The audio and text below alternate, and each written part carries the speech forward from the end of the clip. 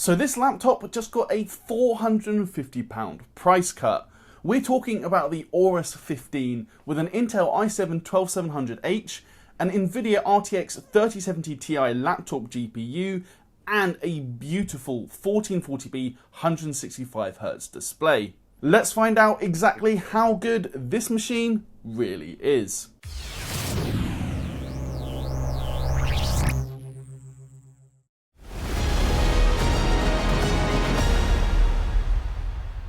Alright guys, Dominic here for Kit Guru, and today we are checking out the Gigabyte Aorus 15 gaming laptop.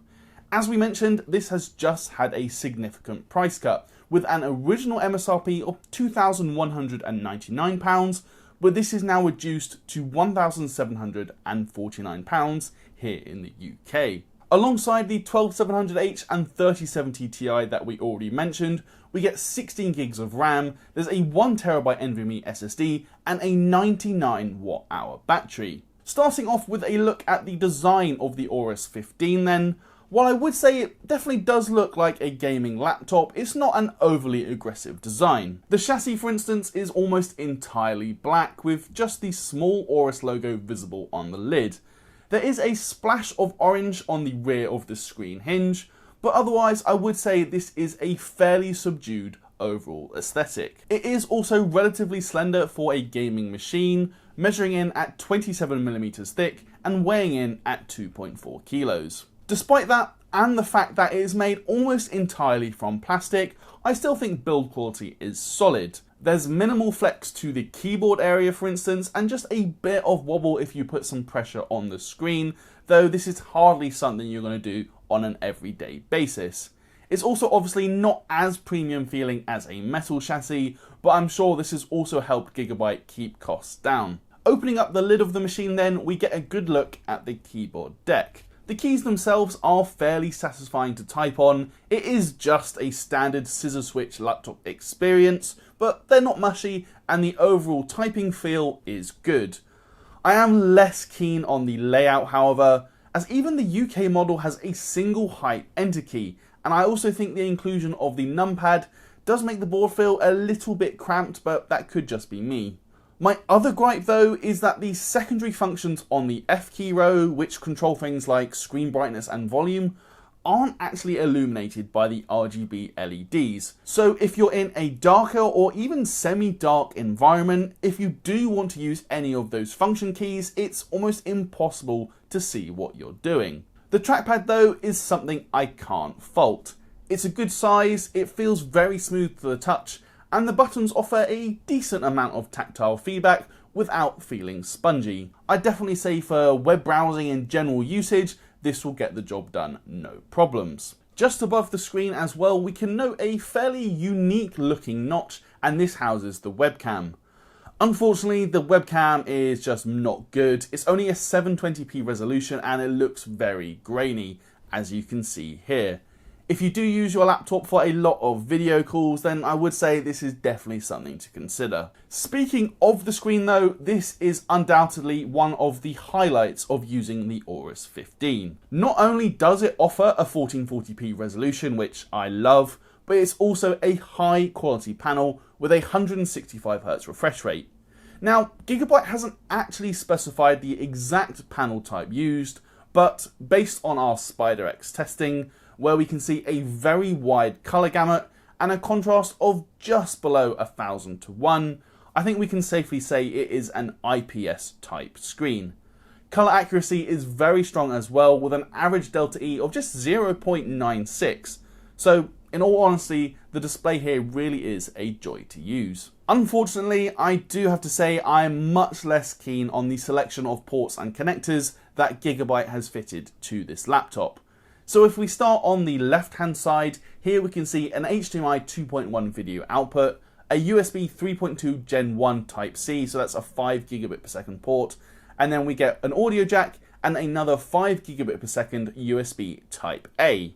Over on the right hand side, there's the power input, a Thunderbolt 4, which is good to see, and then the Ethernet. Personally, I just find this selection very disappointing. It is good to see two Type-Cs, especially with one of them being Thunderbolt, but only one full-size Type A. I just personally think that's ridiculous, and there's also no SD card reader if you're someone who uses one of those regularly.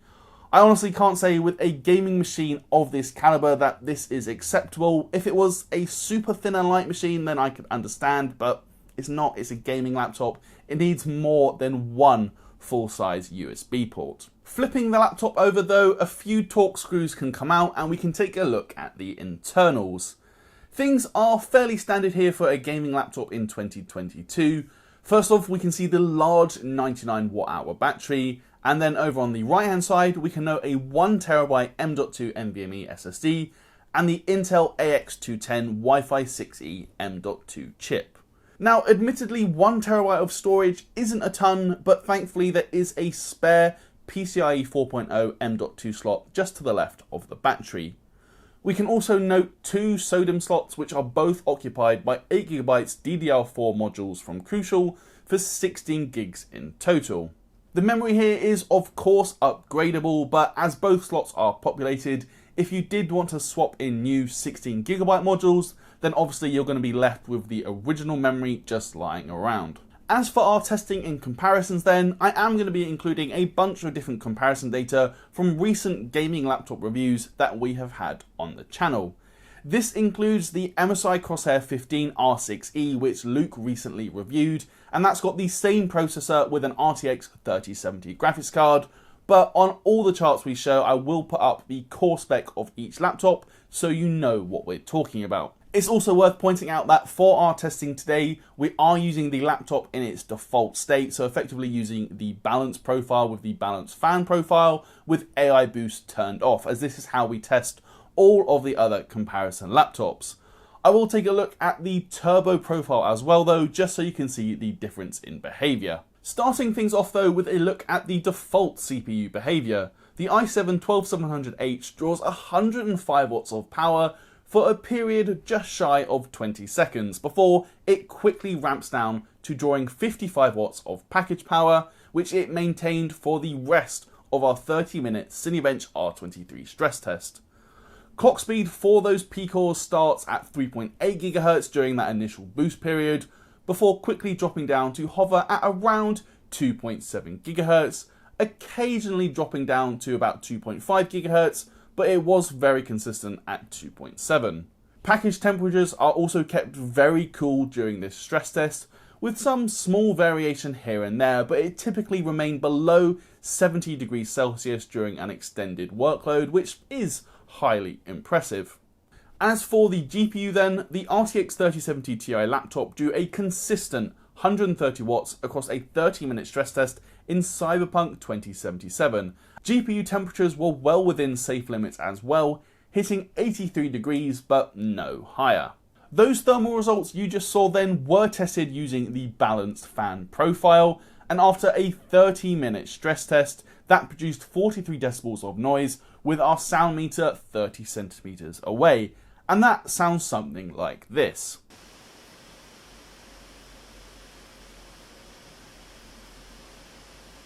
As mentioned, we did also test the turbo fan profile, but I don't know if I can recommend that one, as it hit 52 decibels, and that sounds something like this.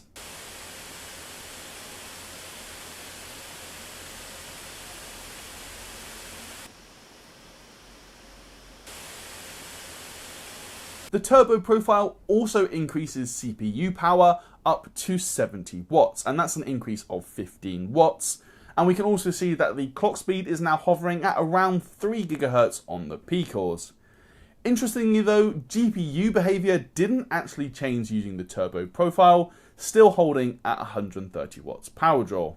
If you really need the extra juice for CPU intensive workloads, then I guess the turbo profile might be worth using, but as we saw, it is hellishly loud. As for battery life then, here the Aorus 15 does okay. Despite having a bigger battery than the MSI Crosshair 15 R6E, the CPU and GPU both draw more power in the Aorus 15, so battery life is actually reduced by about 25 minutes.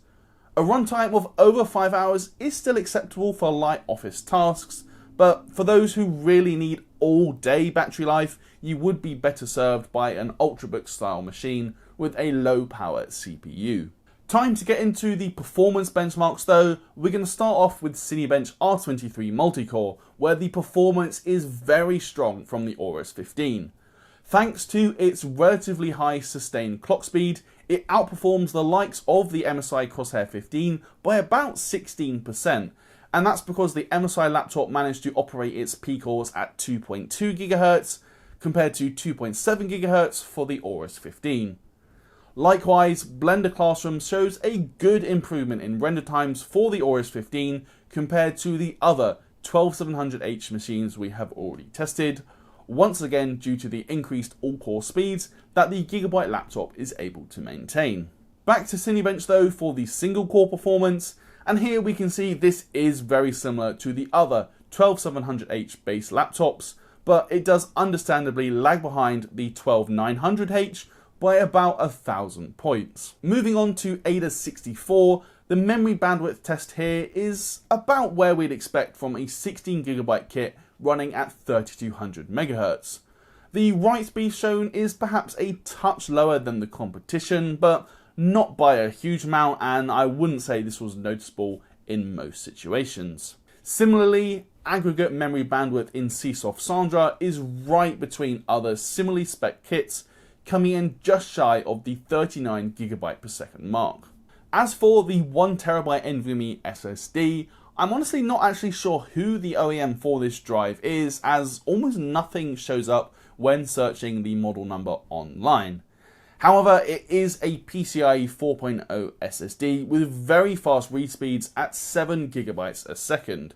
The writes are a bit slower again, this time at 4.5 GB per second, but for a gaming laptop of this class, I'd say that the drive performance is more than acceptable. Time to talk about gaming then, and here we're going to test 7 popular titles using their maximum image quality presets at both 1080p and 1440p.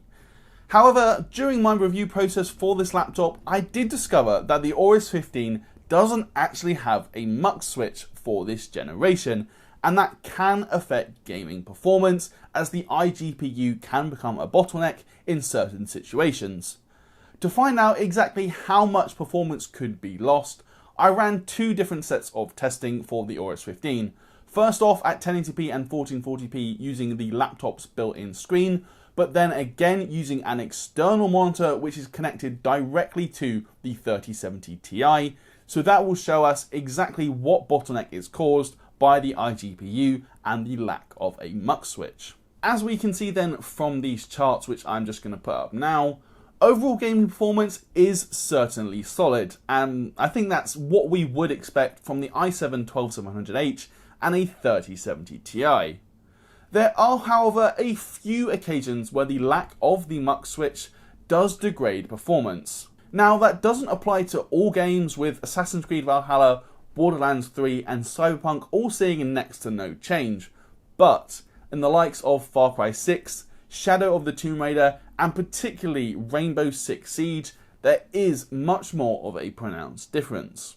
It's also worth pointing out that although the laptop is fitted with a lovely 1440p display, for mobile hardware, driving games at ultra settings at this resolution can be a tough test, as we see when looking at the likes of Cyberpunk 2077. For esports titles, however, we averaged over 200 FPS at 1440p in Rainbow Six Siege, so what kind of games you play is definitely worth bearing in mind. On the whole then, the Gigabyte Aorus 15 is definitely a successful laptop, particularly after its recent £450 price cut. I think if we reviewed it at the original price of £2,200, some of its flaws would probably hurt its appeal a bit more than they do now. Reviewing it at the new price of £1,749, however, I think it's safe to say this machine offers very good bang for buck. That's largely thanks to the combination of the 12700H and the 3070 Ti, which pair very nicely for 1080p and 1440p gaming. I really love the 1440p display on this laptop too, and I'd actually say it's the highlight of using this machine. Build quality is also solid, the trackpad is decent, and the overall design for me is nice and sleek. As we've said though, the Aorus 15 does have a few flaws, and one of these includes the lack of a muck switch. While you do still get a good gaming experience using the built-in screen with this hardware, the lack of a muck switch does introduce a bit more of an iGPU bottleneck, and that can affect performance in certain games, as we have shown as part of our testing today. I also think the port selection is just weak for a gaming laptop of this caliber, with only one full-size USB Type A. The keyboard layout also caused me a few problems, particularly when trying to use the secondary functions on the F key row, as these are almost impossible to use in darker environments. Still, for £1,749, I really do think the Aorus 15 is worth a look if you're shopping for a new gaming laptop. It's got some very capable hardware, I absolutely love the 1440p display, and it's now very competitively priced. So while it isn't perfect, you could do a lot worse for the money. Anyway guys, that is going to do it for this video. So if you liked it, please do toss me a thumbs up, and as always, let me know your thoughts down in the comments. You can also come tell us what you think over on our Discord server, which is linked in the description. And while you're there, you'll also find a link to our merch store, and you could even consider backing us on Patreon if you're feeling particularly generous. That is going to do it for this one though guys. I'm Dominic for Kit Guru, and I'll see you in the next video.